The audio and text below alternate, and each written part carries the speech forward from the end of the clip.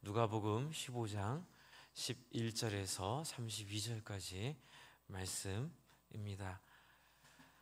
우리 번갈아 읽도록 하겠습니다. 누가복음 15장 11절에서 32절까지입니다. 또 이르시되 어떤 사람에게 두 아들이 있는데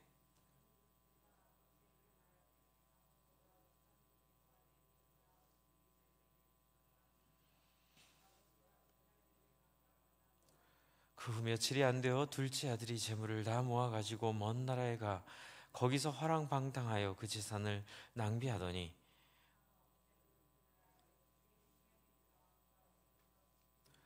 가서 그 나라 백성 중 한 사람에게 붙여 사니 그가 그를 들로 보내어 돼지를 치게 하였는데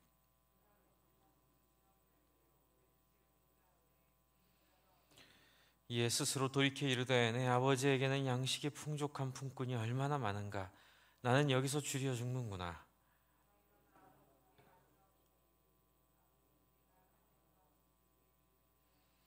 지금부터는 아버지의 아들이라 일컬음을 감당하지 못하겠나이다. 나를 품꾼의 하나로 보소서 하리라 하고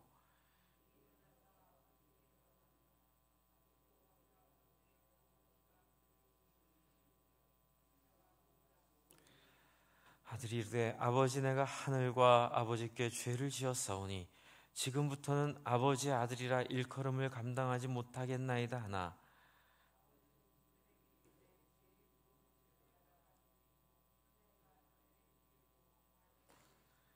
그리고 살진 송아지를 끌어다가 잡으라 우리가 먹고 즐기자.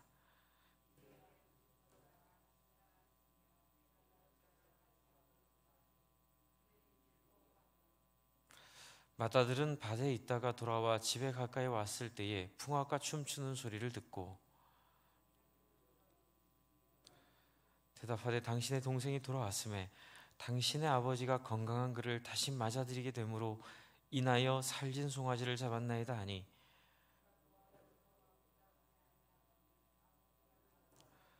아버지께 대답하여 이르되 내가 여러 해 아버지를 섬겨 명을 어김이 없거늘 내게는 염소 새끼라도 주어 나와 내 벗으로 즐기게 하신 일이 없더니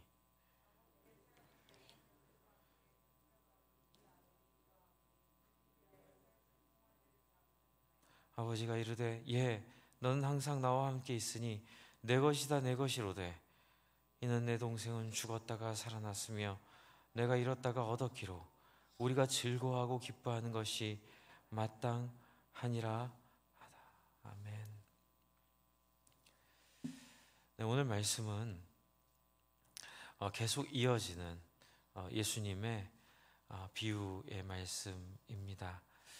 누가복음 14장 35절에 4절에 있는 소금이 만일 그 맛을 잃으면 무엇으로 짜게 하겠냐 땅에도 거름에도 쓸데없어 내버리느니라 들을 귀는 자는 들을지어다 하실 때에 마침 세리와 죄인들이 말씀을 들어 나오지요. 말씀을 들으려고요. 근데 바리새인과 서긴관들이 수군거려 이들을 죄인으로 인지하고 이 사람이 죄인을 영접하고 음식을 같이 먹는다라고 하며 예수님을 비난하는 데부터 지금 예수님께서 잃어버린 어린 양 하나의 비유, 잃어버린 드라크마를 찾는 여인의 비유, 그리고 오늘 이어지는 이 탕자의 비유를 말씀해주고 계십니다. 이 세 비유는 명확하게 이어져 있고요, 같은 흐름을 가지고 있습니다.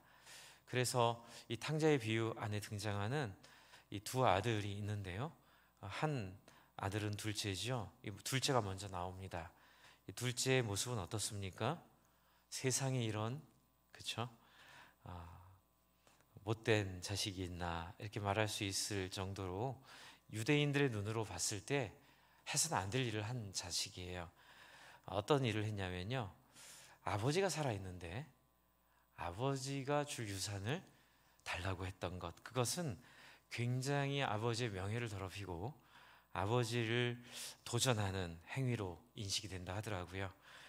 지금도 물론 마찬가지죠. 아버지 돌아가시지 않았는데 아버지 유산 얘기 먼저 하면 어느 아버지가 주고 좋아하겠습니까? 그것뿐만이 아니고요, 살림을 나눠주지요. 아버지가 참 좋은 아버지예요. 나눠주는데 그 후 며칠이 안 돼요. 13절에 보시면 둘째 아들이 재물을 다 모아가지고, 이 재물을 다 모아가지고 이 표현 속에는 며칠 안에 다 팔아먹었다는 거죠. 그 재물들을 다 팔아서 자기 여비를 마련해서 또 모아서 준비를 다 해가지고 먼 나라에 가서 화랑방탕하여 그 재산을 다 탕진해 버립니다. 설상가상으로 14절에 예수님의 이 내러티브, 이 이야기 속에 등장하는 상황이죠. 이제 극단적인 상황을 이제 말씀해 주시는데 14절에 설상가상으로 경제 위기가 크게 임하는 거죠. 화랑방탕하여 재산을 낭비할 뿐만이 아니라 하필 그때에 크게 흉년이 들어 완전히 재기 불가능한 상황이 되어버립니다. 그랬을 때 이 사람의 처지가 15절에 보면 이방 사람들에게 붙여 사는 유대인이 되는 거죠. 이 이야기를 듣는 바리새인 서기관들 입장에선 참 용납이 되지 않는 둘째 아들의 모습입니다. 그래서 어떻게 되냐면요, 돼지를 치게 되죠. 이 돼지를 친다는 것도 유대인에게 굉장히 모욕적인, 유대인에게 돼지는 굉장히 부정적인 짐승 아닙니까? 이런 요소들을 다 모아서 예수님께서 이 둘째 아들을 설정하신 거예요. 결국 그가 돼지를 치는데 문제는 16절을 보십시오. 돼지 먹는 주염 열매로 배를 채우고자 하되, 더 비참하죠. 그것마저도 주는 사람이 없는. 어찌 보면 잘 됐다, 그렇게 아버지에게 모욕적으로 행동하더니만 뭐 이런 표현은 어쩔지 모르고 꼴 좋다 라고 볼 수밖에 없는 이 둘째 아들의 모습을 묘사를 하고 계세요. 아마 이 이야기를 듣는 유대인들 마음속에는 아이고 참 이런 생각했을 거예요. 그런데 문제는 이 17절부터예요. 어떤 이야기를 하시냐면 이제 비유를 얘기하시는데, 이제 스스로 돌이켜 아버지께 아버지께 돌아갈 생각을 합니다. 이 둘째 아들이 염치도 없죠, 그렇죠? 아마 그런 생각 했을 거예요. 이걸 듣는 유대인들 입장에서는 참 염치도 없는 둘째 아들이구나. 그런데 놀라운 반전이 일어납니다. 아버지께 돌아가기로 결심하고 18절에 하나님께 아버지께 죄를 졌다 인정하고 그리고 돌아갔는데 20절을 보세요. 그 말을 아버지께 한 것도 아니에요. 그냥 그 마음을 먹고 돌아갔어요. 아버지는 이 둘째 아들이 어떤 마음을 먹고 왔는지 몰라요. 그런데 20절에 이에 일어나서 아버지께 돌아가리라. 아직도 거리가 먼데 아버지가 그를 보고 어떻게 해요? 여기 이제 핵심이죠. 이 비유에 굉장히 중요한 키워드입니다. 측은히 여겨. 이 부분이죠. 이 전체 이야기를 이렇게 트는, 이렇게 전환시키는 이제 결정적 단어입니다. 측은히 여겨. 분노하여 이럴 수도 있고, 화를 내어 이럴 수도 있는데, 측은히 여겨 달려가 목을 안고 입을 맞추니. 지금 아들이 어떤 마음을 먹었는지도 몰라요. 그냥 그 아들이 회개를 했는지 아니면 아들이 뭐 분노 가운데 돌아오는지 뭐 어떤 마음인지도 모르는데 아버지는 측은히 일방적으로 여기고 달려가 목을 안고 입을 맞추고 어떻게 행동하십니까? 네. 그러자 그때 비로소 아들이 고백을 하죠. 아버지께 죄를 졌다고 하자 아버지가 가장 좋은 것들을 입히고 손가락을 반지를 끼우고 발에 신을 신기우고 살찐 송아지를 끌어다가 잡고 우리가 먹고 즐기자라고 하면서 24절에 뭐라 하죠? 이 내 아들은 죽었다가 다시 살아났으며 내가 잃었다가 다시 얻었노라 하니 그들이 즐거워하더라. 이 측은히 여긴다는 이 흐름이 이 아들의 반응과 더불어 더 증폭이 돼서 아버지의 행동을 유대인들의 상식을 넘어서는 행동을 하게 하는, 그렇죠? 아버지도 이상한 좋은 쪽으로 이상한. 그래서 아버지가 24절 내 아들은 죽었다가 다시 살아났으며 내가 잃었다가 다시 얻었노라 하니 그들이 즐거워하였더라. 여기까지는 해피엔딩이죠. 저도 어렸을 때 이 설교를 들으며 많이 회개하고 방금 우리가 불렀던 찬양 여러 해 동안 주 떠나 세상 연락을 즐기고 저 흉악한 죄에 빠져서 주 은혜를 잃었네. 오 사랑의 예수님, 내 마음 곧 엽니다. 곧 들어와. 이제 옛날에는 나와 동행하며, 저는 그 단어가 제 마음에 확 이렇게 담겨 있는데요. 나와 동행하며 내 생명이 되어 주십시오. 참 얼마나 은혜스럽고 참 우리를 받아주시는 하나님, 그렇죠? 그래서 우리의 회개의 어떤 단초가 되는 좋은 비유였던 것 같습니다. 이제 오늘 첫 번째 그 메시지가 저와 여러분 안에 넘치기를 바랍니다.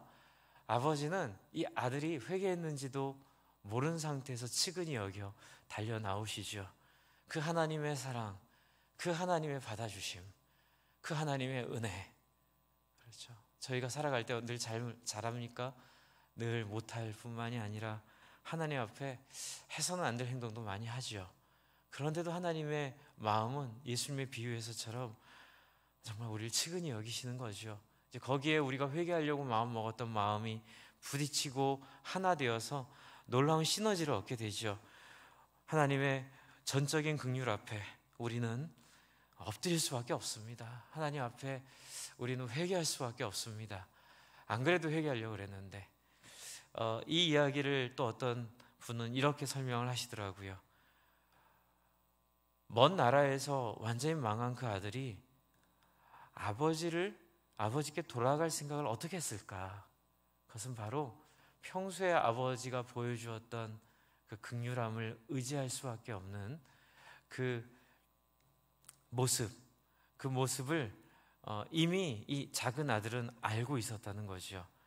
어떤 면에서는 그래서 이렇게 함부로 행동했나? 라고 물어볼 수도 있겠지만, 그러나 어쨌든 그것은 그 아버지 잘못이 아닙니다.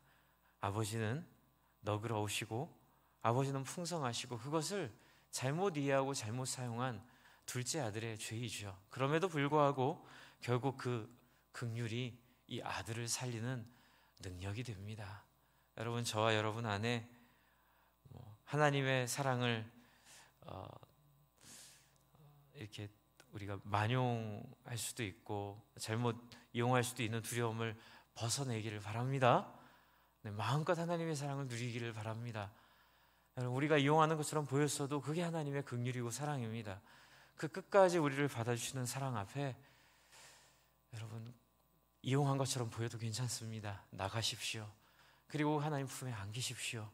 그게 하나님의 사랑이라는 걸 예수님께서 말씀해주고 계십니다. 그런데 문제는 마지막으로 이제 오늘 이 본문의 이제 원래 목적은 바로 이 맏아들이에요. 25절 맏아들 얘기가 나와요. 맏아들이 25절 밭에 있다가 돌아와 집에 가까이 있을 때 풍악과 춤추는 소리를 듣고 종에게 물어봅니다. 무슨 일이냐고요. 대답하되 당신의 동생이 돌아왔음에 당신의 아버지가, 이게 또 중요한 표현이 여기 있어요. 그를 맞아들이는데 어떤 그를요?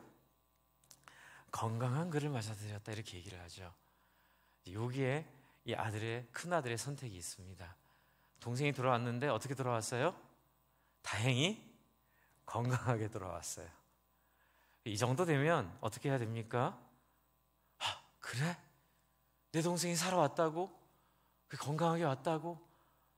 기뻐하며 같이 달려가서 아버지와 함께 그 아이를, 동생을 끌어안아주는 아들을 하나님은 기대하시는 거죠. 근데 이 아들이 어떻게 행동합니까? 이게 웬걸요? 28절 그가 노하여 들어가고자 하지 아니하거늘 잔치에 참여 안 하는 거예요. 예수님께서 이 시대는 울어도 울지 않고 피를 불어도 즐거워하지 않는다고 하신 그 말씀과 연관이 되죠. 하나님의 관심은 잃어버린 영혼에게 있습니다. 근데 우리의 관심은 우리의 경제적 상황이 있죠.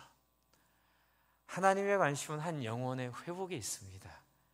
그런데 우리의 관심은 내 자식의 성공에 있지요. 물론 그게 나쁘다는 얘기는 아니에요. 그것도 필요하죠. 그러나 우리를 맞아주신 하나님의 사랑을 우리가 진짜 깨달았다면, 내가 옛날에 어떤 자였음을 정말 알았다면, 그리고 여러분이 큰 아들의 재산이 자기 겁니까? 근데 왜 자기 것처럼 행동을 해요? 아주 당당합니다. 마치 자기의 권한처럼 이야기를 하고 아버지에게 따지는 이 모습들 속에 이 바리새인과 서기관들이 무엇이 문제인지, 여러분 제가 계속 말씀드리지만 바리새인과 서기관이라서 문제가 아니에요. 바리새인과 서기관들이 이런 모습을 가졌기 때문에 문제이죠. 여러분, 우리가 예수를 믿었어도 우리의 신앙이 예수 믿은 이후에 바리새인과 서기관들이 보여준 그런 하나님의 마음의 관심이 아니라 하나님으로 인하여 얻게 된 명성이나 하나님으로 인하여 얻게 된 영광, 하나님으로 인하여 얻게 된 권한 때문에 우리가 이렇게 또 행동한다면, 여러분, 우리는 바리새인과 서기관은 아니지만 그들과 똑같은 사람이 되는 거예요. 기독교 역사에서 이걸 많이 놓칩니다. 그래서 마치 카톨릭을 반대하면 다 되는 것처럼, 그냥 개혁주의를 주장하면 다 되는 것처럼, 그냥 바리새인 서기관들을 비난하면 다 되는 거 아니에요. 거기에 구원이 있지 않아요. 무엇을 반대하는 데 답이 있는 게 아니고요, 그렇게 하지 않는 데에 답이 있습니다. 그리고 그 본질을 벗어나서 하나님이 원하시는, 지금 마다들의 비유는 딱 하나예요. 왜 너희는 내 마음에 관심이 없냐는 거예요. 왜 너희는 하나님의 소원에 관심이 없냐는 거예요. 왜 하나님의 눈물에 함께하지 않냐는 거예요.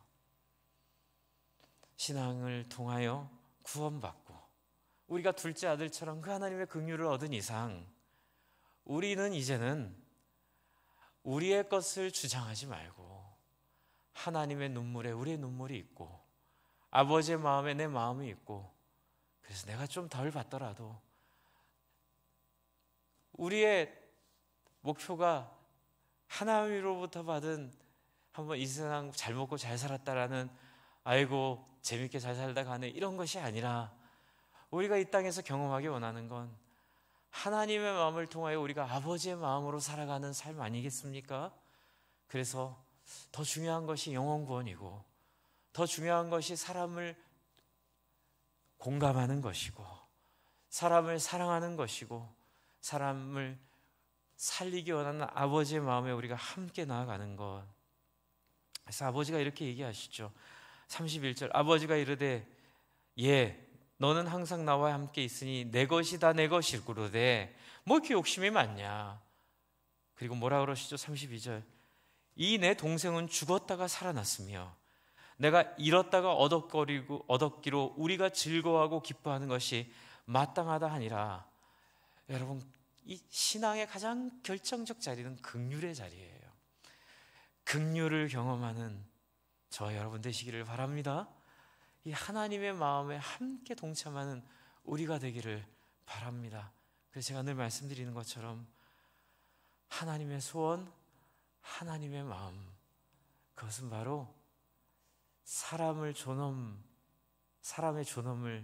누리고 사람을 살리고 사람을 하나님의 형상으로 영광스럽게 하는 일에 동참하는, 또 저와 여러분뿐만 아니라 저와 여러분의 자녀들을, 부모님들을, 저와 여러분들의 손자 손녀들을 그 자리로 나아가게 하는 기도의 시간 되시기를 바랍니다. 우리 함께 기도할 때에 하나님의 마음을 아는 센서들을, 하나님의 마음을 아는 느낌들을 하나님 저와 우리의 자녀들에게 부어주십시오. 이렇게 함께 기도하십시다. 제가 기도하겠습니다. 하나님, 저희는 너무나 하나님의 마음을 잃어버리고 하나님 주시는 그 유익만 영악하게 찾아서 누리려고만 합니다. 거기에 잃어버린 양을 찾는 아버지의 간절함이, 또한 잃어버린 한 드라크마를 찾는 여인의 간절함이, 죽었다 살아온 둘째 아들을 안아주는 아버지의 간절함을 잃어버릴 때가 너무나 많이 있습니다. 이 서기관과 바리새인들의 자리에 서지 않게 하여 주시고, 우리가 서기관과 바리새인이 아니기 때문에 다행인 것이 아니라 우리 안에 서기관과 바리새인들의 마음이 없어야 하기에 하나님 우리를 긍휼히 여겨주셔서 날마다 하나님의 마음으로 함께하는, 하나님의 긍휼에 동참하는 본질적 하나님의 백성 영광 누리게 하여 주시옵소서. 예수님 이름으로 기도합니다. 아멘. 함께 기도하겠습니다.